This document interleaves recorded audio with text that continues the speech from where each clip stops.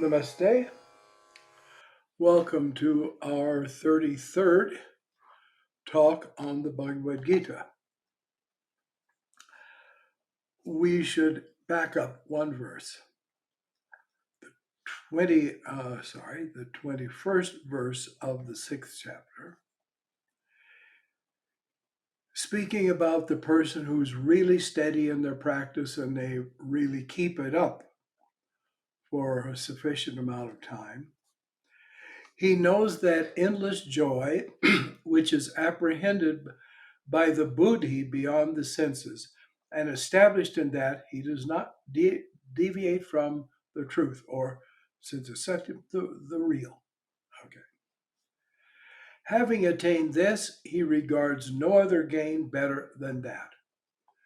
Now, priorities are really an important thing. And there's no reason why. You see, you don't expect a child to behave like an adult. But there are certain things that have to be done right at the beginning. And a person can't excuse themselves by saying, oh, I'm a beginner, or I don't fully know this or that. And yoga is one of those. It has to be decided how seriously the yogi is going to take his practice and how seriously he is going to take Sanatana Dharma, which is the basis of his practice. And there's very interesting. There was a very interesting group of philosophers in ancient Greece, and they were headed by a very great philosopher named Epictitus. And Epictitus, in his discourses, and by the way, I recommend them. They are extremely good. You see some things written in there that you would think only someone from India would write. But in one of his discourses, he said, "Let a man consider at what price he will sell his understanding and his will." In other words, is there anything that to gain that we would be willing to give up our good sense, that we would be willing to go into a situation or do something that we knew was harmful, even destructive? And what is it that could be a force against our positive movement, which is, of course, empowered by our will? At what point will we surrender the will? And the answer, of course, should be that there be nothing like that way. But if you do have someone that way, if you do have a price you will not go beyond, but I'm speaking of something sensible, God isn't going to appear to you and say, to realize me, go out and shoot 3 of your neighbors. I mean, again, as Sri Ramakrishna said, be a devotee, but why a fool? But we have to realize that and say, all right, what comes or goes, I am not giving up. Because there is no true goal in life but self-realization. There is no true path in life but yoga. That doesn't mean you don't follow other paths and your professions and so on. But the focus of your fundamental life, that's yoga. And so then, you should regard nothing as better than that. No gain better than self-realization and the gaining of the knowledge of the self, which of course they're the same. And established therein, he is not moved by heaviest sorrow. Yogiraj Shamachara Lahiri, or some may call it Lahiri Mahasaya, was sitting with a group of his disciples, explaining something to them, either about scriptures or about sadhana. And his son was very, very ill upstairs, and his mother and some of the women of the household were up there looking after him. And all of a sudden, great lamentation, wailing, crying, sobbing broke out from above. And then they understood the boy had died. Normally, when that happens, people immediately leave the place so the person could be alone and also keep integrity of his own inner makeup and protect himself from being overcome by grief. He's not a human if he wouldn't be grieved, but to be overcome by it. Therefore, Yogi Raj's disciple said, "Shall we leave?" He said, "No. Upstairs, they're doing their business, and downstairs here, we are doing our business." This is the way a yogi sees things. The yogi does not say, "After all, I'm only human." The yogi says, "Nothing doing with that. I'm not just momentarily a human. I am eternally the divine self." If you can, this I'll tell you, if you can be bought with a price, Maya will come and offer it to you. Now, as a rule, I've seen with people who were going along in their sadhana, everything was fine. And then something else came along to distract them. Sometimes it was a financial opportunity. Sometimes it was offering of a particular kind of externalized position in which sadhana would be very difficult to carry on. And they opted for it. And they fell away from yoga. And every single time, what they took in exchange for their soul was grabbed back from them in maybe just a matter of weeks. And because of this evil sankalpa of setting yoga aside, they didn't go back to it, and that incarnation was wasted. I'm not speaking theory. I'm a battle scarred veteran. All right. So let this dissolution of union with pain gone beyond it, and some things don't bother you anymore. There are people that use emotional blackmail on others, and when they're still undeveloped, it works. But when they have integrity and they have a right placement and strengthening of their self awareness, self knowledge, even self concept, then they can't be moved away. Then, of course, their enemies whine and say, "Well, you used to be nice, but you're not anymore." And that's right, they're not anymore. So, abandoning those desires whose origin lies in one's, now the translation here says intention. The word is sankalpa. Sankalpa is a setting of the will, a saying, "I will do this. I will attain that." Oftentimes, the positive sankalpas are done ritualistically. People literally, sometimes they actually like pour out water before image of a deity, or they take it and they recite mantras and they sip it, and then looking at the deity, they say, "I shall do so and so." It's very, very serious. Actually, in elaborate ritualistic worship, there is a portion called the Sankalpa, where the supervising priest guides them or even lines out for them the Sanskrit statement of their purpose and also what they want from it. So it mustn't be our desires. It must be our soul's desires, our self's desires. Now, they can be different. We can make them one. Or we can understand, well, in my higher self, I know I should meditate. My lower self, I want to go in the movies. Well, you can surrender the lower self and not be a yogi and go to the movies, or you can say, okay, higher self, let's meditate. It's just like that. You see, the mind is like a silly little child, and oftentimes you have to talk to your mind as you would talk to a recalcitrant child. That's the way it works.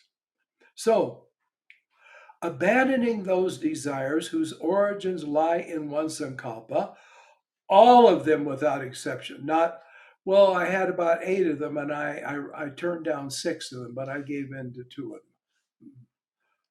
Or not, there were 10, but I did give in to just one. Either you are at it in the right spot or you're not. And it's so easy to be not. This is a problem. But all of these things, without exception, you abandon them. You don't just resist them, you turn away from them. And you do say, get thee behind me, Satan, because it does come from the cosmic force of delusion.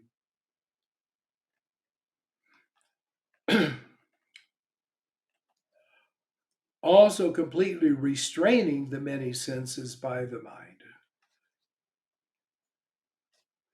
I mean, sure, you could say, oh, I did this, I did that. Well, you went along with it.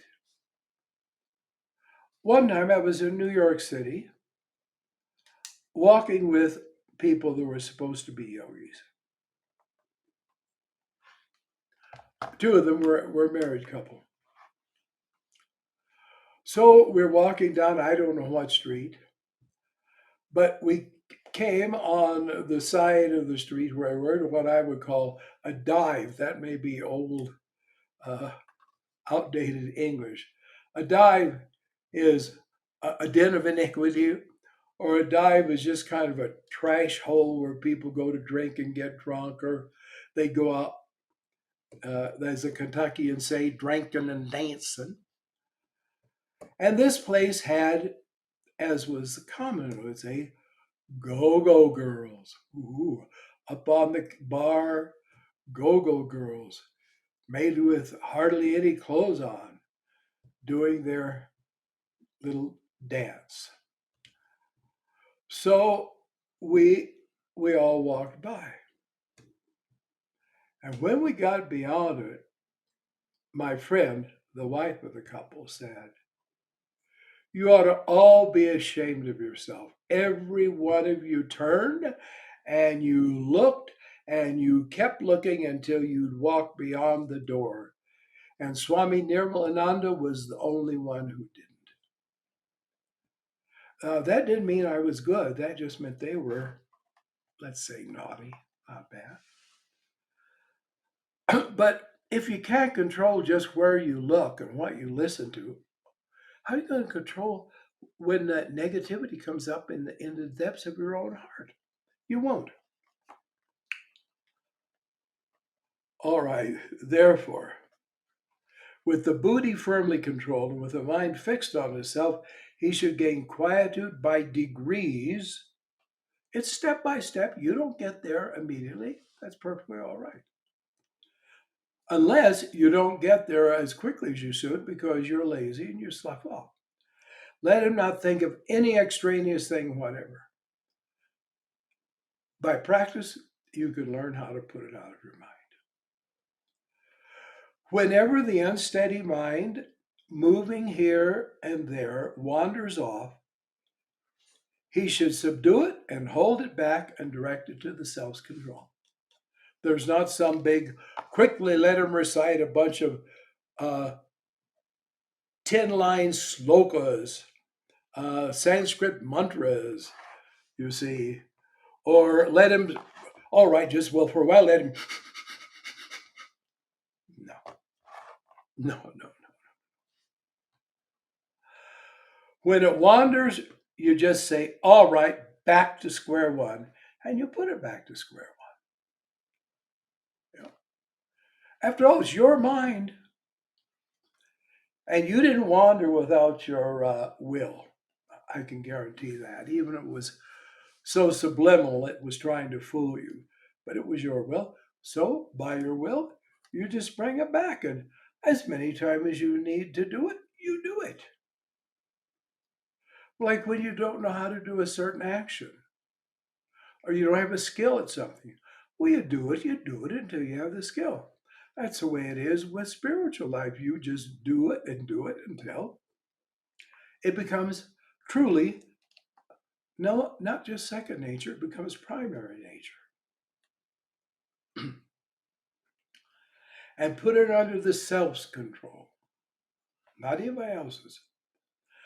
The yogi whose mind is truly tranquil, because a lot of people, well, they're just unconscious. And a lot of people are just momentarily dull. But the yogi whose mind is truly tranquil, because it's been made tranquil by sadhana, with emotions calmed by sadhana, free of evil by sadhana, having become one with Brahman by sadhana, attains the supreme happiness. Now, it's a lot easier said than done, but let me tell you, I remember hearing a talk by Yogananda where he says, this life, meaning the spiritual life, is not easy, but the life of the world is much harder, and it is. But we're like the camel. In India, they say the camel wants to chew on thorns and the brambles. And so when the camel chews, the thorns cut his lips, very painful, and his lips bleed, and he keeps right on chewing. And I said, that is the way people of the world live. They're being tormented by it. They're being killed by it, actually. But they say, I'm really having fun and I really like this. So, their choice. The supreme happiness, though, comes only by the yoga.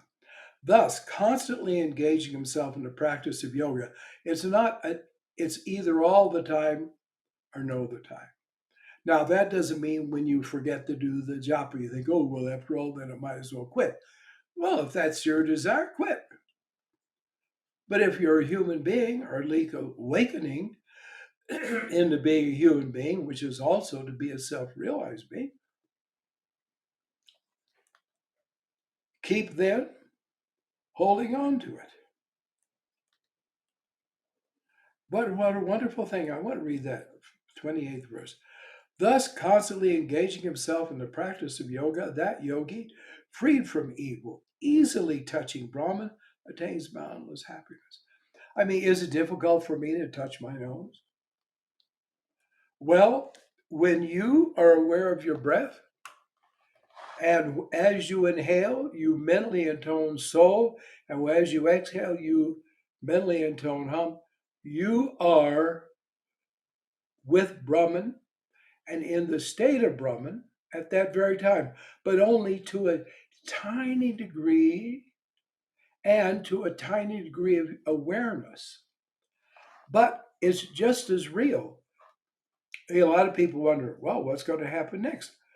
More of the same until it is complete, until you have become Saham. I am that in the attainment of unending Soham Bhava. He who is steadfast in yoga, and the word is yoga yukta. Yoga comes from the word yukta. Yukta means joined, but it isn't like you joined a club. It means like really joined. Like if somebody tied your arm to their arm, that's joining. See, we get the word yoke from it. So your yoga yukta, instead of being mono yukta, joined your mind. Kalpana yukta, joined your wishes, desires, or kama yukta.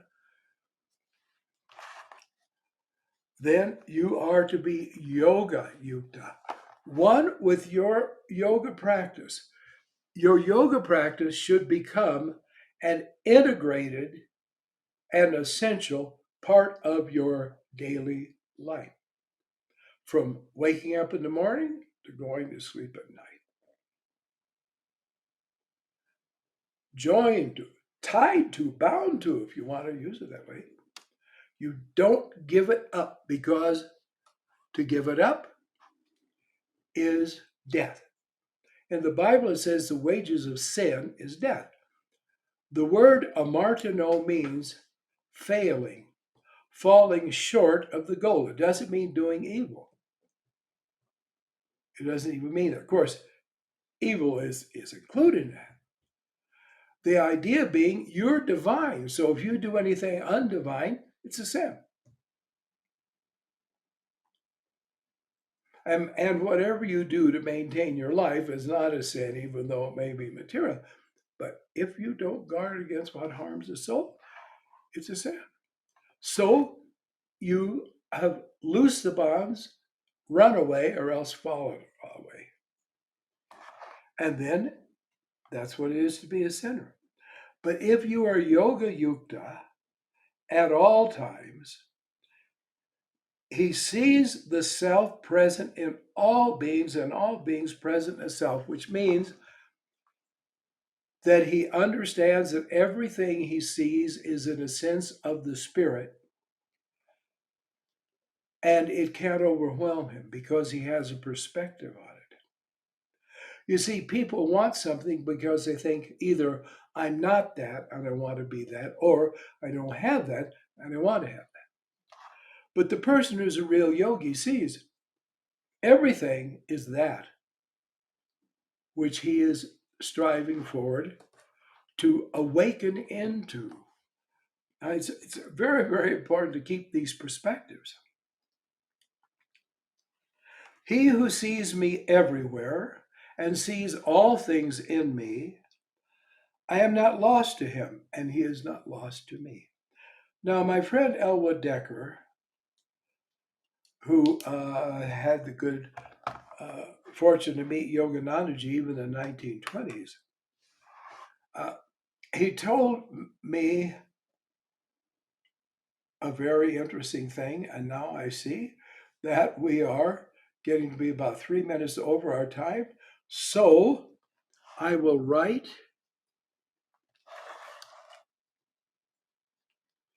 the words ED down here for Elwood Decker, and I'll tell you about it in our next talk. Namaste, namaste, namaste ji.